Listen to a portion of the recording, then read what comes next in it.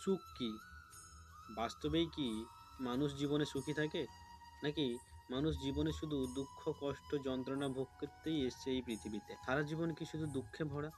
আমাদের ভারতীয় দর্শন অনুযায়ী আমাদের সারা জীবন দুঃখতেই ভরা। আমরা এই মর্তলোকে এসেছি দুঃখ ভোগ করতে।